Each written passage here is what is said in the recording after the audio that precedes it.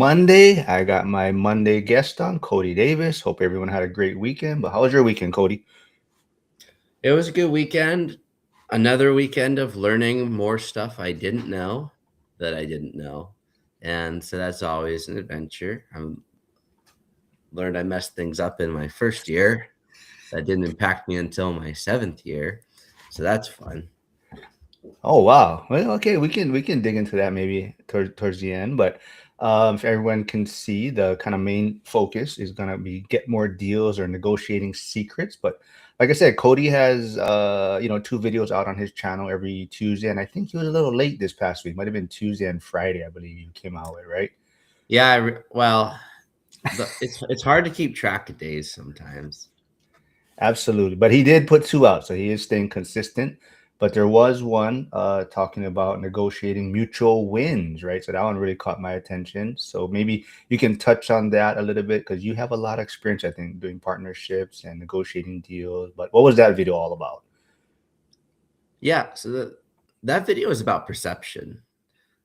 Making sure that the other party perceives that they got the better deal. Regardless of whether they got the better deal or not, do they feel like they got the better deal? Because how they feel is their reality. And, if they're happy, then everything's good. Now, the goal is not to make them feel like they got a great deal and then rip them off. I want to structure a good deal that fits everybody's goals. That's at the core of everything. But when you negotiate a deal, the idea is that you are getting just as much as you can and get as much as you can for what you need and want, but make sure they feel like, hey, I got a leg up on this person. I got a little better deal. It's a little sweeter for me. And I try and implement that. And I have a feeling that if you interview any of my past partners, they'll say that they got a slightly better deal, or that I structure things that are equitable. I don't think there's any partner I've been with that doesn't feel that way. And it's because I make sure that I put time and effort into thinking what would be a great win for them based on their pieces. Yeah, I think some of this may have come. I'm not sure if you remember. We were kind of talking off camera the other week on one of your videos, and it kind of, someone mentioned they thought, oh man, this guy got a great deal and everything, and you're kind of, oh, I wonder why they thought that, right? Was that kind of maybe the discussion where you kind of, you know, how it's perceived this other person maybe have won some sort of deal, and you're like, oh, I'm just trying to move the ball forward and kind of stuff like that.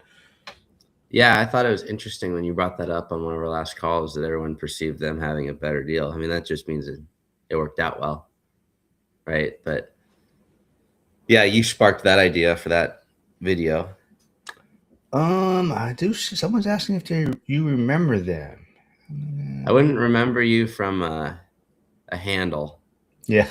Every, I met everybody at the Zuber event too, and until I see your face, like I'm not gonna remember. Well, that is one of the things also, right? The suggestions for the next Vegas event is someone is saying they should put people's handles also, not just their name, because a lot of times you only know each other from everyone's handle on social media, right? So that's another suggestion. So, oh, Jen just tuned in. She's the one that does all the name tags. So that it just so Jen, we do have another project for you maybe next year's event. Putting everyone's social media handles on their name tags. But yeah, so Cody, I mean, you've been doing this for, I believe you said, about 7 years. I mean, from the beginning though, did you always feel this way about negotiating, or did you? I think a lot of people when they start though, they feel like they have to win, right? So how has it changed or transitioned for you? Well, it didn't start this way, not at all. No, so it's just been a gradual progression. And sorry, I'm getting blown up by a ton of people all at once. It No, turns out absolutely. We do this live. That's Mondays. what we gotta deal with. No, I gotta put my phone down. So a broker and an escrow person are reaching out at the same time. It's Flavio So probably calling me too. oh yeah, Flavio calling me too. No, not right now. It's progressed as I've made mistakes. Like you push too hard and then the deal dies, or you don't push hard enough and then they go find someone else. I had that happen recently too, where I did follow up, and then I was like, let it go. And then less than a year later, they sold it for like half the price I was going to pay. Crazy. It was worth $2 million. They sold it for $1 million here in town. Mhm. And I'm willing to pay full price. I don't need a discount. And they discounted the heck out of it. So it was 20 units here in town, which is 100,000 a door, duplex style. They were way under rented. So, pushing too hard could be a mistake. Not pushing hard enough could lose you a deal like that. And as I made these mistakes over the years, my negotiation tactic has changed. Now I try and put a whole lot of effort on the front end to engineer the deal based on what I've learned about the other party. And then I present that. And if they tweak it a little bit, so be it. But at least I'm trying to make an educated offer. A lot of people do uneducated offers, and then they wonder why they are doing volume rather than quality deals. Like they have to do so much outreach to get a deal done. Yeah, I think you just touched on that too, right? I mean, you kind of talked about many investors kill deals trying to win too hard, right? So it's like they feel like they have to be the one that won the negotiations. How important is psychology versus numbers in a negotiation? I mean, it's all important. Yeah, it's all important. But there's different people. Like the way people interact with each other is very different. I've partnered with people that like to be really out there, and that'll turn folks off that are more like diplomatic. So you got to find where people are at. Like what are they going to resonate with? And then try, even if that's not who you are, you try and be a little bit closer to that, because you don't want to be way over here when someone else is way over here. You're not going to be able to get a deal done doing that. Yeah, I think like Pace Morby talks about. I think he always talks about that one story, right, in his kind of speeches or discussions. What was it, like Find the Bunny? Or he talks about the bunny story of there was like a person had a distressed home, and it was about solving this person's pain point, and the person needed basically a place where they could keep their bunnies. Like, so they were willing to sell the property and negotiate, but basically no one kind of approached it from, let's figure out a place how we're going to get you in to where you can also have these bunnies that you have. So it's also just like you're saying, it's understanding what that person needs and wants are, and how you're going to help them through the whole transaction process. I do see like Cody Evers saying, especially in seller finance, how do owners typically feel like they won? What do they usually like in your deals? Well, I gave them their price. Now, I'm not just going to give a crazy price without being able to justify it, but I have paid more than a lot of people are willing to pay. Main reason I have time on my side, more so than a lot of other people. They started younger. So, and they can win because they can get their price. They can get a good payment. I've done deals where I made my monthly payment their day one NOI. Your NOI is your cash flow if you had no debt, which means that before CapEx, I'm basically giving them the same exact payment that they've been taking out of the property, and they don't have to manage it. That's a great win. Now I go in and I get the NOI up maybe $3,000 a month, $4,000 a month, and that's my profit. So I do a very little down payment, and I start getting 40 to 50% returns per year. But I'm giving them exactly what they've been earning. I did that on a deal. I bought 15 units. I gave them their price, and I made the monthly payment their NOI number. However, I got the NOI up $50,000 a year, and I only put $150,000 into the deal. So break even day one, and a year later, the rent rolls up $4,500, $4,600 a month from where I bought it. So I'm paying them what they were getting, and I'm keeping the delta. Even though taxes and insurance went up a little bit, I'm still cash flowing extra 50 a year. So I'm getting like 30% cash on cash on that deal by itself, a little more than that. But they Uh, feel like they won because their cash flow stays exactly the same, and they got their price, and they don't have to do anything for the property. Yeah, I do see Victor saying, I think, yeah, so he agreed. Yes, it's find the bunnies is what Pace Morby always talks about. So yeah, he bought the house because he helped with the bunnies. I think, I don't know if Flavio is trying to trigger you, but he is asking, do you think that you are lucky like everybody refers to a successful person?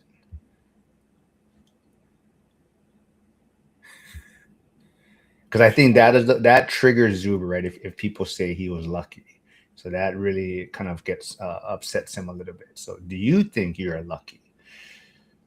No, but if I wanted to annoy some of the people out there, I could just say, "Yeah, you won't get it. Sucks to be you." You know, say that to the guy that likes my hairdo in the comments. Yeah. Sucks to be you. So I think another thing about we kind of maybe talking a lot about negotiating with sellers and buyers, but you've also been a lot of partnerships, right? So is that difference in kind of how do you navigate that? Because I feel like, and even in partnerships, someone feels like they have to be winning, right? So what kind of advice could you give on that, since like setting up a partnership, or like if someone feels like they have to win in a sense? I heard a piece of information, and this was in regards to relationships. But your relationship is your partner, right? So, me and my wife, like, we're a partnership, and it was talking about arguments. It's like, do you really want to win over your wife or your husband? Like, do you really want to win over that person and make them feel lower? Same goes for a business relationship. Do you want to make yourself superior and bring your partner down? Like, is that really a winning solution? The answer is no. So you have to find a way to lift each other up rather than put one down to lift yourself up. And I found that to be very helpful in negotiating deals. I'm not trying to tear anybody down. If you lift everybody up, everybody can win. Now they have to still make good decisions on their end, but my approach is you get certain information from these people that you're going to business with. You learn how they operate, what they really want. And if you're going to make good faith offers, you present things that move those people closer to their goals, but also get you what you want in the process. You're lifting them up. You're enabling them to go get what they want, but making sure that your payout aligns with what you want. I like that. Yeah, that makes a lot of sense. Josh says, luck is when preparation meets opportunity. Yep. And then Cody Evers does says, yes, agreed. I've typically given them their price in all my seller finance deals. So, to that point, I know Zuber also talks about I don't know what address, what property it was. Like, I think he did seller finance at some point, and he says he knows like the seller is probably always bragging that he got the better deal of Zuber. Like I think he got Zuber to pay over list price, but it was on Zuber's terms, right? So like when you make an offer, do you present multiple offers up front? Like, like one maybe traditional, one seller finance. How do you approach making an offer? I just present one offer. I do not like presenting multiple offers. I have not done that. That's not something that I subscribe to. I put out one offer. I put time and effort into making that offer work, and usually it closes. So I just don't like the idea of, like, I could do this. I could also do this. I could do that. Like, yeah, so what? What are you going to do? I put a lot of emphasis on this is the right solution based on the pieces I've been given. And if you want to tweak it a little bit, we can tweak it a little bit. But knowing what I know, I put all my time and effort into making this fit your goals, and that's why we should do it. And that gets accepted. And I think that is why I've gotten a lot of really high leverage creative deals put together, because I'm not putting together a bunch of options. And of course, on your video that you did last week, Dion did comment. Dion and his Dionisms, right? So he says people focus on one, what do I get? Two, what do they get? But people need to know, what do we both lose? Yeah, and you got to be willing to give stuff up. Every time I sell, like I've sold a few deals, I'm giving something up. And I'm not talking about giving up the property. I'm conceding on things. I'm not getting everything I want. Never. And when I took on partners in the beginning, I was selling for discounts. A lot of people don't want to do that. I was selling for massive discounts on my equity. I discounted my equity positions 33, 35%, but I moved the ball forward. What are you willing to give up? It's an important question because if you are transacting right now, you probably don't have everything you need or want. So are you willing to give up some of what you have to get what you really want? And that's an important question. Yeah, you touched on that a little bit about giving up equity. So how do you know when giving up equity is smart versus when it's a bad long-term move? Well, it depends on where you're at. So would you, I was looking at a deal recently. If you had the opportunity in your shoes to be worth $2 million and have zero cash flow, or be worth 100 grand and cash flow 10 grand a month, what would you rather have? Right now, 10 grand a month. Sure. That's going to depend. But that's saying you'd give up $1.9 million of equity to have that. So you could give up equity to have cash flow. And there's people that do that all the time. I've done that. I gave up equity in so much stuff just to simplify my life and get a little bit more passive cash flow. There's some people that are like, screw the cash flow. Let me just go get some equity. Let me get some appreciation. And they do fine until they don't too. So it depends what you want. But I would personally give up equity, and I have given up equity to get more cash flow. And I've given up equity to get rid of partners, given up equity to have more financial peace. I see Harrison asking Cody, how do you negotiate deferred maintenance and have the seller still feel like they won? Well, usually I just bake it into my numbers. So it's like if I have 100 grand down on $1.3 million purchase, I did a deal like that recently, and I had to put 50 grand into capex. I just made sure I could get the cash flow up enough to where I was still getting a really good cash return, and I paid it. Lesson I learned early on: sometimes you just got to write the check.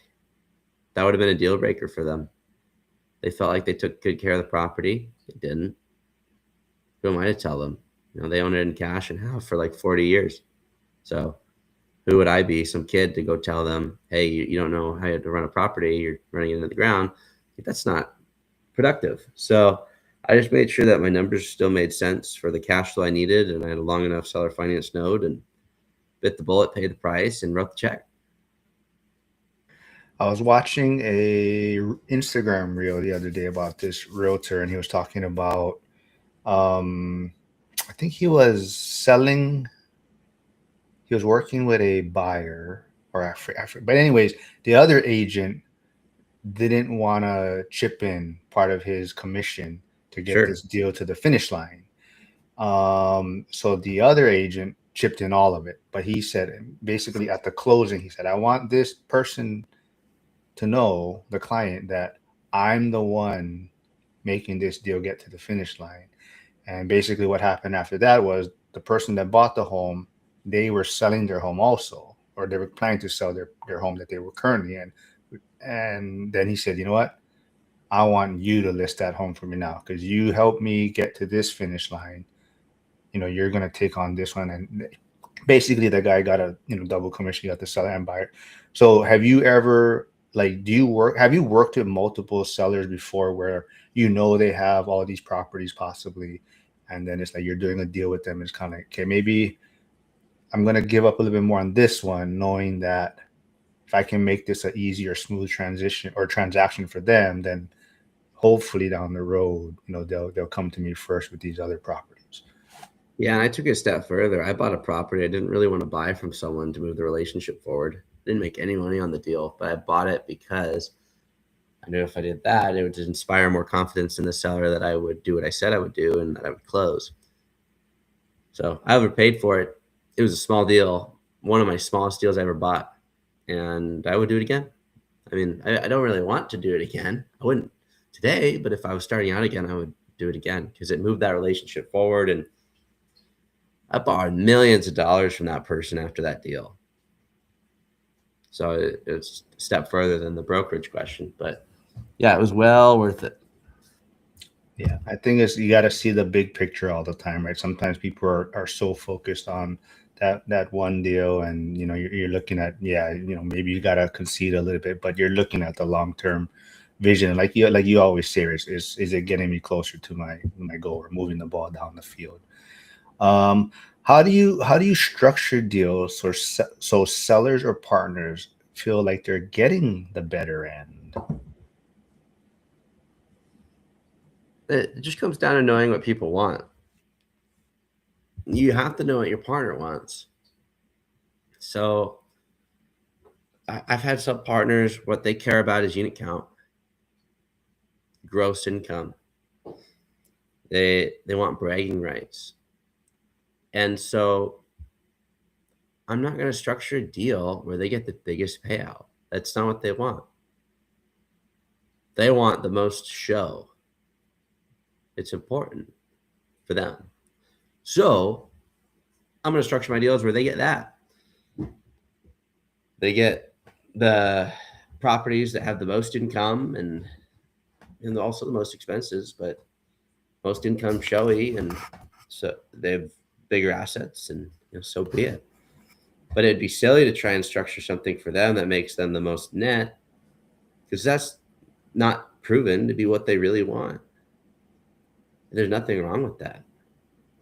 Whereas there's some people that want the most net and they don't want anybody to know about it. Like Dion, right? He wants the right amount of cash flow from the least amount of units. He doesn't need more, doesn't need less, or doesn't want less. So on something like that, like it'd be stupid to be like, hey, Dion, how about this? How about we go do this 40 unit deal? It's going to make $500,000 a year. We net 300, 150 each. That doesn't align with what he wants. If we were in partnership on some stuff, it would be much more aligned. Be like, hey, we have these 5 duplexes together. You get those. You get the brand new 7-plex that's on a 30-year fixed rate seller note, and then I'm going to take this 40 unit over here, and that's good. But you got to know what the other party wants. Yeah, it's funny you say that because I think Dion and Lumberjack, they're definitely, I've been recording with them recently on like their comments and stuff, and you can definitely see how they approach a comment or question completely from like different perspectives.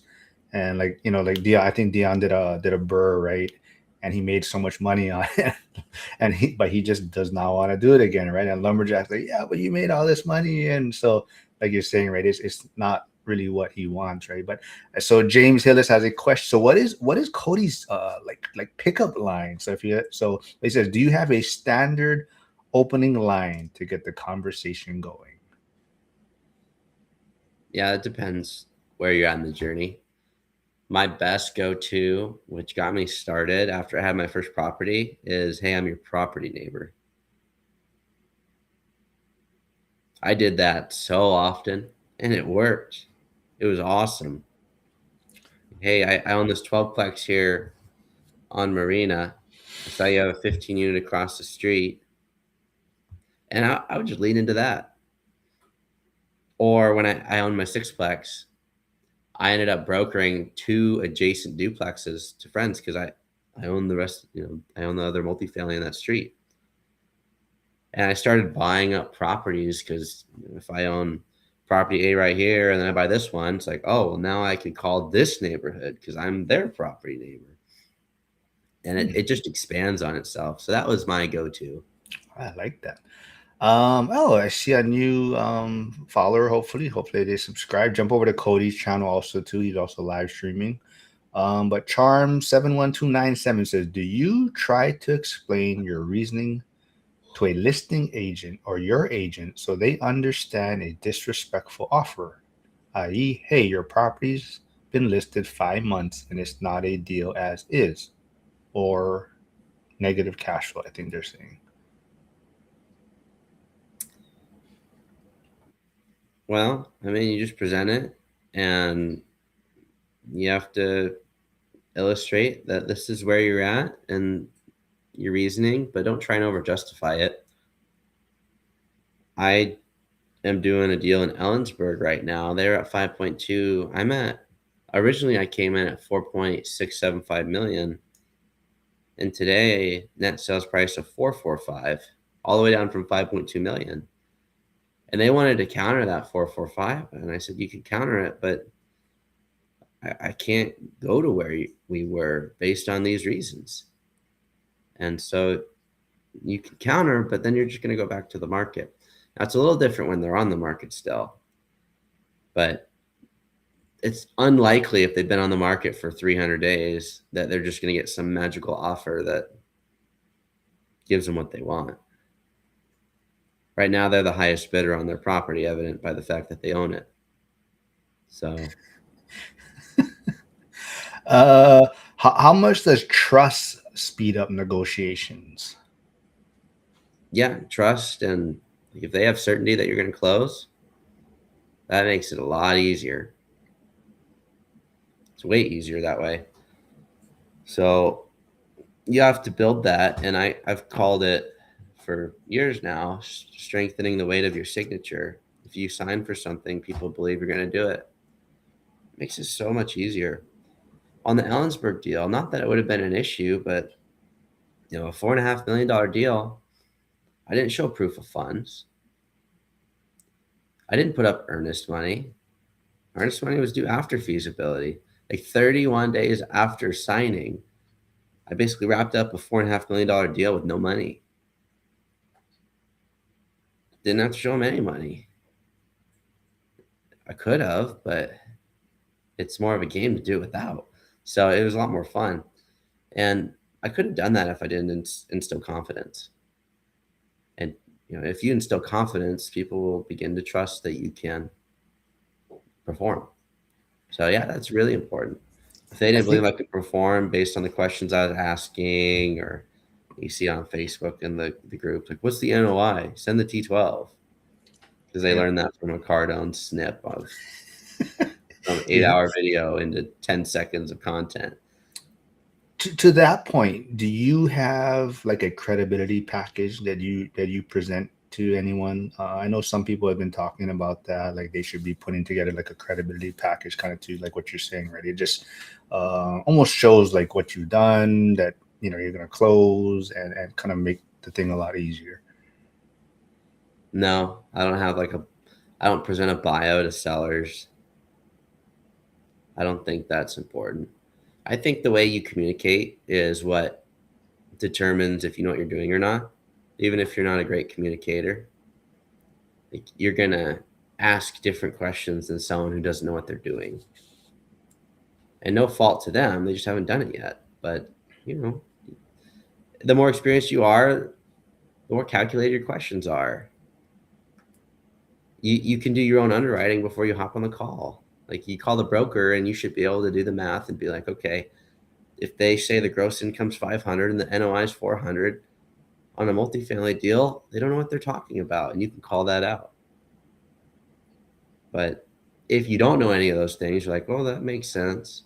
They're going to know you don't know what you're doing. Is trying to win every deal actually the fastest way to possibly stay broke? Yeah, if you keep on buying everything, then you'll stay broke. It's a really good way to stay out of cash, is to just keep buying deals and keep doing value adds. And granted, I'm still buying deals and doing value adds, but I stay broke. That's my fault. If I just chilled, I'd have a lot more money than I do. But you also have to recognize there's going to be a point where you don't want more money. You want to stack some assets, that cash flow, and then enjoy more money later. That's the whole idea of putting money aside for a better future. Is that kind of the also I mean, you're probably at that point already, but so when me and Dion and Lumberjack we recorded, so there was this comment about cash flow and net worth and everything, and obviously most people probably benefit from cash flow earlier, but Mhm. like Lumberjack's point was kind of at some point net worth becomes important because it's kind of like when you go to a bank or a lender and this is my net worth, it allows you kind of a leverage to maybe different products. When he calls the bank, it's not like he gets thrown into the queue kind of thing. It's like, Sure. so is that kind of the long-term vision for you also? Oh yeah, I mean net worth does matter if you're gonna play the game at a above the level that you have to hit financial freedom. So hitting financial freedom, I'd say it doesn't really matter, but if you want to keep playing beyond that, it matters a ton. I've met with a lot of well-off folks that are farther than the average wealth builder, and they're trying to minimize their income. And so what they do is they borrow against their net worth, and then they buy things to write off against their income with that borrowed money. And if they didn't have the net worth, they couldn't borrow that money. We're talking big, like really big loans, 8-figure, 9-figure loans, and nobody has to go that far. But if you want to go that far, then net worth does matter. And so part of what I'm doing right now is I'm positioning myself into less assets, but bigger assets that cash flow on long-term fixed rate debt that are positioned well to not have a lot of capex, hence the newer stuff, and likely to have appreciation so that my net worth will scale over time. So that when I'm 35, 40 years old, I have a really rock solid balance sheet, not just 8 figures of assets, but 8 figures of equity as well. And the cash flow that'll come with it. Cash flow is the most important thing, but if you want to play it at that level, which is something that I am interested in doing, you got to set yourself up to have a good balance sheet. Because I'm not where I want to be, but I get better treatment at the banks than I did. Would you say are newer investors too obsessed with price instead of deal structure? Oh yeah, price is one of the least important things in any deal. I still believe that. And people can debate me on it. And people that are richer than me will debate me on it. But price doesn't matter. Hmm. Really? What do you mean rich people richer than you would debate you? Well, there's a lot of really rich people that built a whole business and built a big net worth off of getting a good price. So they have a valid position. But if you don't have money, like I've never really had a whole lot of money, price should be the last thing you look at. If you're going to do it the way I did it, like price doesn't matter. So can you get cash flow? Can you have long-term fixed rate debt terms? Can you actually buy the deal? Like, can you make it work? It's all about cash flow. So I bought a deal that was probably worth 950, paid a million one. You cash flow day one, 30-year fixed rate debt, no balloon. Today it's worth 2.1. I overpaid back then. Everyone said I was a little silly for doing that. They didn't want to harp on me too hard, but after I was a little further in business, they're like, "We're surprised you paid that price." It doesn't matter if you're going to hold it for the long term. Hey, Marlon is here. Marlon RE says that net worth moment was big. So he's talking about when Lumberjack. He said Lumberjack was on fire in that show. Yeah, absolutely. Like I said, it's interesting to see. So if you ever go to the Vegas event, I highly recommend going to the Denny's meetups and getting in that same circle with Lumberjack and Dion, Millennial Mike all at the same time. And one question, and you'll see them all coming from their own little different perspective, right? So you just see, and they're all at different points in their journey, and you just definitely see how they approach something different. And if you do like those videos, go comment on them, and maybe it's something that Lumberjack, Dion, and I can continue to do. I don't know about weekly, but maybe every other week or something. But we'll see how that goes. Christopher Durden says alopecia gang looking good, brother. Wear it with pride. Do you know who that Yeah. is? Huh? Do you know who that is? No. No. uh, they're coming from your channel. So yeah, like I said, Cody is streaming live also. So go please jump over there, subscribe if you And haven't. I mean, I may have met them, Oh but yeah, that's yeah. I'm so bad with the handles. Is the biggest negotiation skill. I think people would, like they say, you have 2 ears, one mouth. But is the biggest negotiation skill simply listening better? Listening is really important, but being able to put yourself in their shoes and understand what it is they want matters. Because you could listen, but if you're only trying to apply their data pieces with your perspective, like if you're not trying to put yourself in their shoes and really think about it, then listening is only going to get you so far. You also have to have good decision making skills, be able to make a decision on the fly. Thought doesn't take as long as people think. Like you can come to a conclusion pretty quickly. I met up with someone last night, and yeah, I had to listen to what they wanted, but I had to think about it from their perspective, like their risk tolerance and based on where they're at in life, what's going to be important. And I let them know within 10 minutes of leaving their house that I had a conclusion. People expect, oh, it's going to take a week to get back. It doesn't take that long if you spend some time and get good at making decisions on the fly and thinking through their position and your position and what you know and what you think they know. Because they're also, you don't want to freak someone out mid process because they don't know all the pieces, right? So listening is important, but positioning it in a way where they're going to receive it well is, I'd say that's a skill too. Another skill, like I said, you have two videos you have one video Tuesday, one video Thursday, usually every week. The other video you were talking about was marketing the product, though, right? So what was that one all about? Well, it's about my townhome. So marketing things before they're necessarily ready. Put it out there. The best product isn't who wins. I believe that to be true. It's the best known product that's going to win. And there's a lot of people online that have been saying that for a lot longer than I have. So that's not original to me, but it seems to be true. So rather than like, I want to have the best product I can, but before it's even done, I'm going to put it out there. Hey, this is coming to the market 2 months out. If you're interested, 1 month free, 13-month lease, this is the price. And I just put it out there. Rather than wait for it to be done and then start marketing, now I'm behind the 8 ball. I'd rather put it out there before it's ready and gauge interest and adjust accordingly before hitting the market. Okay, so I forgot who I was discussing this with last week on one of the live streams, but so like talking about Dion and Lumberjack, right? They come from different perspectives. So I know Dion prefers not listing his properties during a tenant turnover until it's completely ready.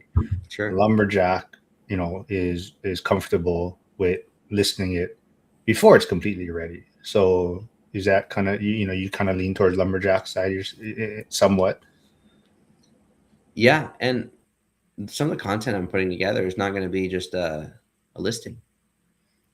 I want to make a video, post the video, put it in the Moses Lake groups, and just let it be there. And just marketing the fact that, hey, these are getting built. This is the price. Tell your friends. You'll see a link later. I'm just putting a marketing video out because I can and it's free. Yeah, I think Hyder had a great comment on kind of so he is always talking about investing is incredibly personal, but kind of Dion and Lumberjack's thought process, I believe, probably on that tenant turnover. I think Dion, the way he put it, I think kind of was Dion is so skilled in keeping his tenants per se that that's kind of his mindset is having it so ready that the tenant stays longer kind of thing. And then, but Lumberjack is so efficient in his process of doing the turns, right? Oh, that's what it was. Yeah. So Dion doesn't do turnovers as often because his tenants stay longer. And lumberjack is more efficient because he has such a systems in place where turnovers go a lot smoother for him. So I think that's why maybe he's a little more comfortable showing them before the units are ready. So that was what Hyder was commenting. But I think you also touched on before in some of our other live streams where even as an investor, like we were kind of talking about how you, not your pickup line, but how you maybe approach people with this opening. But like you're saying, you would come off or present yourself as an investor, right? If you were starting today and you didn't technically have a property, but you were doing the work, researching all these type of things, you would still present yourself as an investor, right? Yeah. Yeah. You got to share what you're working on. Where you're going is what's going to determine if people want to work with you or not. Like not necessarily what you've done. What you've done will get you in the room with folks, but what you're working on is going to determine if those people want to help you out and work with you. So if you're in the room with them already, no reason to focus on what you've already done. Focus on where you're going. I think that's the one thing I noticed is a lot of people, and I think we even touched on last week. We're trying to find some people to jump on the meet the school member Wednesdays, and I know there's a lot of people out there that are always like, "Oh, but I only have a duplex, or I only have one property," and kind of to your point, right? It's just it's not what you've done; it's like where you're headed and what the journey looks like in front of you. So, we're always trying to encourage people to come on a live stream or share their story. So this week, actually, Ike Hobbs will be joining us. Ike will be on Wednesday. He's a firefighter out in Kansas doing a lot of cool stuff, doing a lot of rehabs on his own now. And yeah, he talked about it too. Initially, he was very introverted somewhat. And he's finally been putting himself out there, and he's commenting a lot on X, and he's out there. And I think he may have reached out to you, but yeah, Ike is out there putting himself out there, and he's just showing what he's doing. So I think it's super helpful, and he's getting a lot of deals presented to him now, like almost to the point I see him posting on X where he can't take on all these projects that people are bringing to him now. So and he also talked about how Lumberjack says any idiot can buy real estate though. So Ike's trying to realize like systems are very important now, and buying the real estate is kind of somewhat of the fun or easier part of the journey, right? So, and that sounds like what you're working on too is your systems too, right? Like using Hemlane, self-managing and stuff like that. Yeah, and upgrading to only new stuff is exciting too. I'm selling some of my older properties for less than I should, and taking the money and putting it into new stuff. And I think long term, even though discounting it today, I think I'll be happy. Yeah, like that's a little bit what we were talking about before we started the live stream, right? You have what was that 56 unit you're working on, or what was it? It's the townhome assemblage. Yeah. Yeah. So very lot of cool stuff, on your social media. So go follow Cody there, if you want to know more about his journey and what he's working on. Let's see. Let me see. Would you say would this be a great investors structure deals that close? Yeah. There's a lot of deals that I had to hold together. Deals could fall apart pretty easily. So someone who knows what they're doing when problems come up, like that's a problem solver, is a great investor. So you've done a lot of deals in your time so far. Would you say every deal, well, not every, but majority of them, there's always maybe something new that you learned or something that popped up?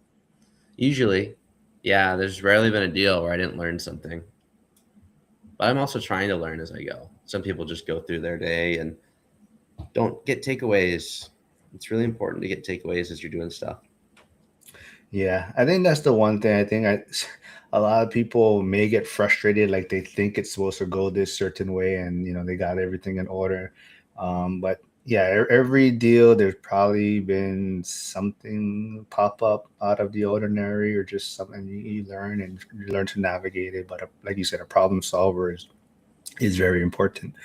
Yeah. Anything else you want to touch on?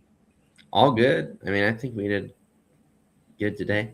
Yeah, this was a lot of fun. Like I said, go check out Cody's channel every Tuesday, Thursdays. He puts out shorter videos, just what's on the top of his mind. And like I said, I like to dig into them and get a little more in depth on what he's thinking about. But definitely, the winning the deals type of thing is very.